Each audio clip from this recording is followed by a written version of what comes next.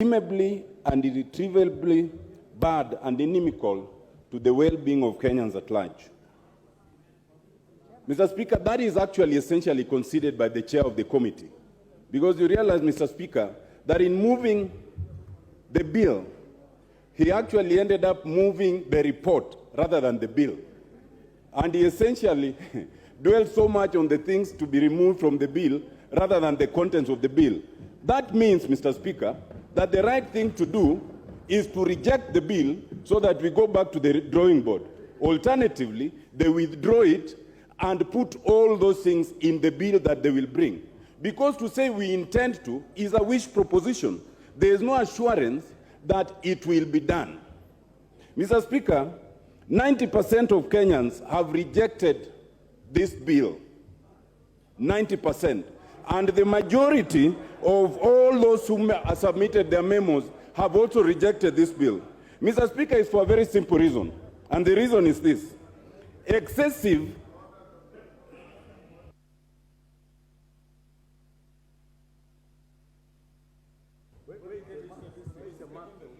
Mr. Speaker, I stand on, we have a responsibility to,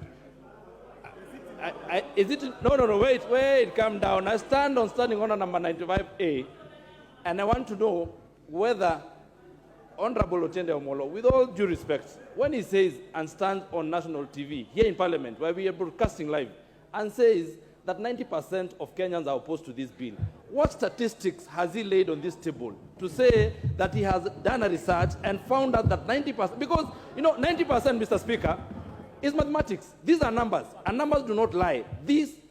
You must be responsible of the statement that you place on this table. So, Mr. Speaker, please, let him substantiate where he has gotten the figures of 90% from. Proceed, Otiende Omolo. Yes.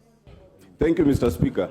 Mr. Speaker, that objection is symptomatic to the problem this side is having. They don't listen to the radio stations, they don't read the printed media, they don't watch TV stations. If they did, they would not ask that question. Let me continue, Mr. Speaker. Otiende Omolo, Mr. order. Otiende Omolo, you are normally more balanced than that. Kagombe cannot be the side. He's an individual. Speaker, I'll proceed. Yes. Mr. Speaker, the point I'm making is that excessive and generalized overtaxation of Kenyans will only further burden Kenyans who are already suffering. The cost of living is so high, and therefore it's a lie to say that you want this budget to pass in order to alleviate the suffering of Kenyans. Mr. Speaker, I wish to submit that there are only three answers to the problems we have right now. One, austerity measures. Two, reduction of corruption. And three, rationalization of government.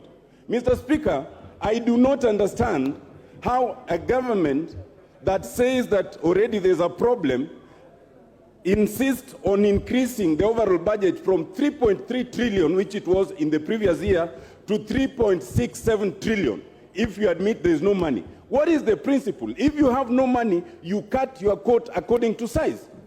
So you don't say that you must increase it and therefore you must overtax. Secondly, Mr. Speaker, how does a government that says we are short of money explain why you must create offices that we do not need? You do not need the office of the Prime Cabinet Secretary. You do not need all the 24 cabinet offices. The Constitution allows you a minimum of 14. You do not need over 51 principal secretaries. You do not need over 50 CSs. And all these are taking public money.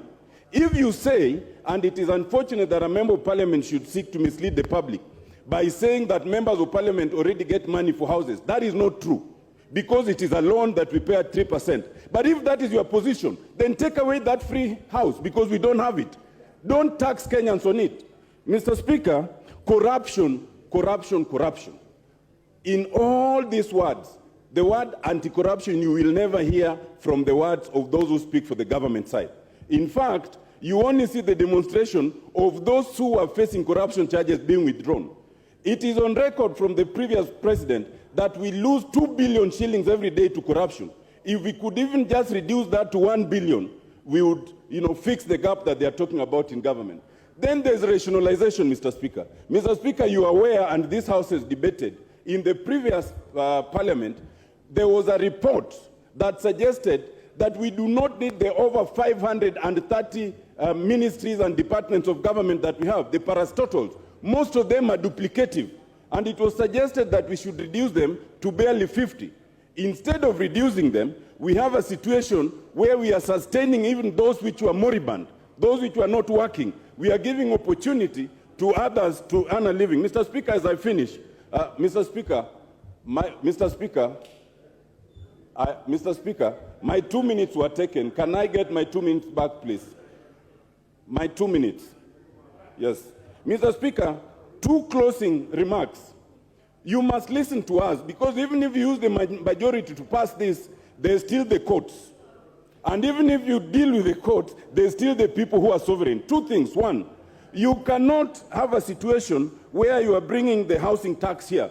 I want to invite you to note, first of all, that under Schedule 6, the role of housing is for the counties, it's not for the national government. And I invite you to look at Clause 8D. The national government is only to do the housing policy. So when you are bringing the question of housing and you're introducing the tax, you're actually amending the Constitution through the back door. And it also means then that this bill should go to the Senate, because the Senate must have a role in anything that affects the counties. And that is a point that you need to bear in mind. Lastly, it is a matter of the Constitution that you cannot introduce servitude.